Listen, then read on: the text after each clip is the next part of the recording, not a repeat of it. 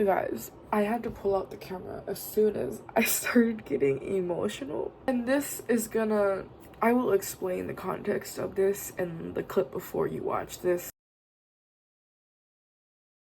I'm not like full on crying, but I literally got teary-eyed and it rolled down my cheek a little bit.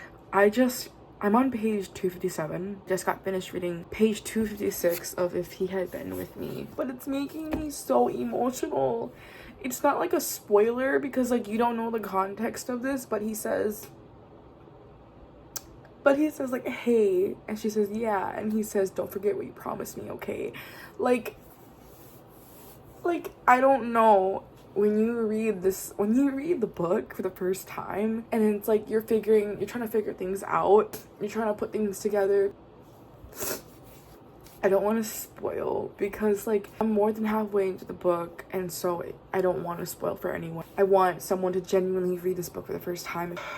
I haven't even finished the book and I'm still gonna recommend it. I just love it. I honestly love the writing. First, you might think the writing is simple, but as you keep reading, like there's so much more. It feels like I'm reading literary fiction. Stop. I'm not reading a sad book to feel happy. I knew it was a sad book. Like I went into it because I wanted to feel something. Like I wanted this book to give me something different.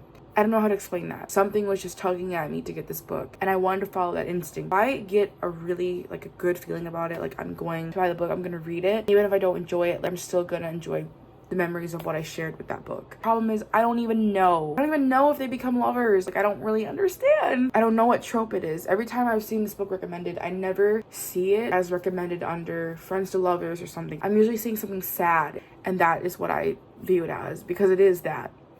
But I do feel like this book is character driven and realistic. Even the side characters who are like the friends of Finn and Autumn, they are also going through things that teenagers go through. There was something else that I read before that, and I don't want to say it because it could be a spoiler. I don't know yet. That part made me think too, like, what does that symbolize? I really like enjoy this book so much. So yeah, it's entertaining, but like in the sense that it's making me sad. It's making me just hurt for the characters because I don't know where this is gonna go. I don't think that it's gonna be a happy ending. Am I gonna be like, okay, how is this gonna happen?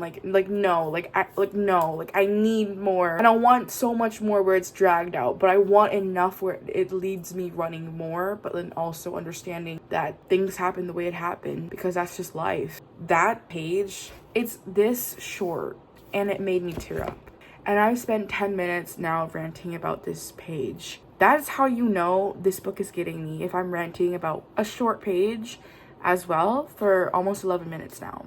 Talk to you guys tomorrow or whenever this book makes me want to talk. Hi, it's me again. I'm back. Not even a second later, because I just read this page. I'm not going to spoil again. I'm telling you, if you read a certain page, it is so much more than just like a random question or like dialogue. Everything they say is for a reason. There's an underlying message in there. I don't know. Oh my gosh, this book is I don't know what it's gonna do to me. You guys, I have this much left. I don't know what's gonna happen. I feel like I do, but I don't know how it's gonna get to that point, and I'm scared. And I just can't wait to finish this book and to read the sequel because I'm not ready to leave this world. I'm not ready to leave the characters. I love Autumn and Finny so much, and I was in the car and like something just like made me feel like I wanted to read this one specifically, and I did. I'm so glad I felt that instinct. I know that I'm going to think about them when I finish the book.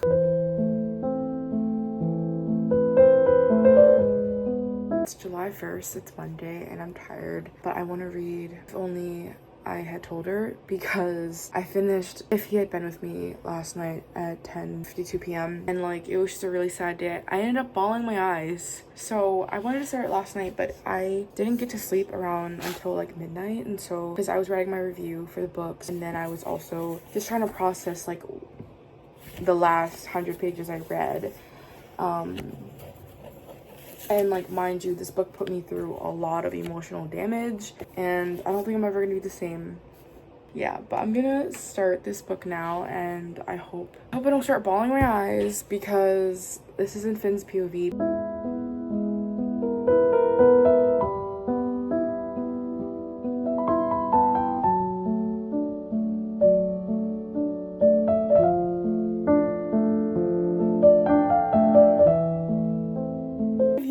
never read the first book, skip this part and I'm gonna tell you what part to go to. But she literally explained the author's note, and I actually read the author's note, okay? She wrote about how, like, she was thinking about how that she's thinking that Finney has to die. She even wrote, like, his part a little bit. At that time, she didn't have, like, anyone to, like, help thing, and so she scrapped the idea. She literally said, I let him die again within me, and I don't know why that got me. And when she said, I'm sorry, he's dead, I can't bring him back, like that hurt. I know you can't bring him back because that would defeat the purpose of the first book and like everything we went through. Because of the audiobook, thank you to Gina Rogers for the audiobook.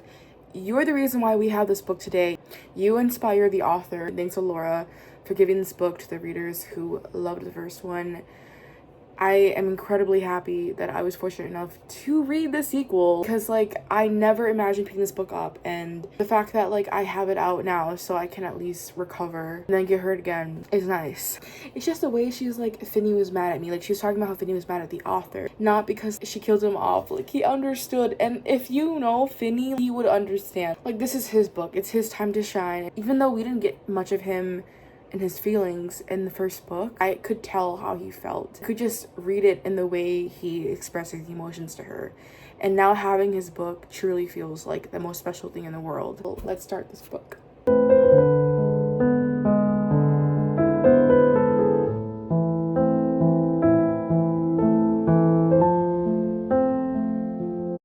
The chapter I'm reading now, I specifically remember this last night, and it's just so funny.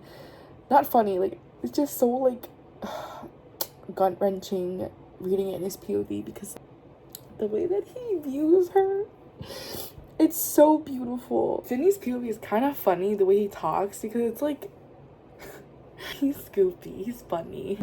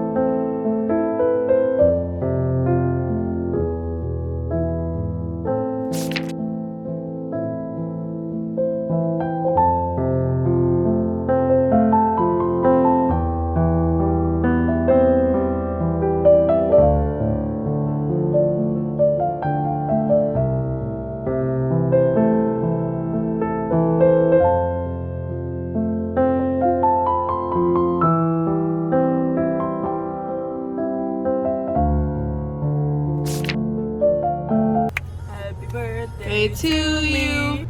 I'm turning 19.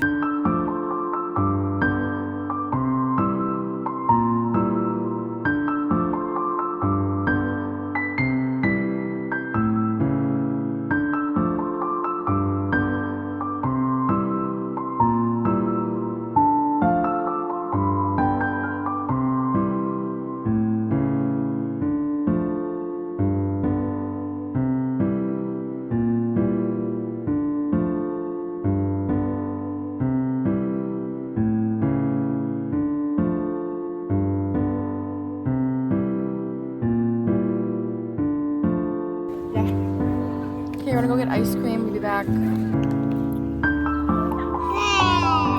have cookies and cream, and then vanilla. I thought they were cookies and eating ice cream. We took a long time to see what we had to It's pretty. It's my food. It's all our food, actually. The cream. No, that. Mine's not sweet.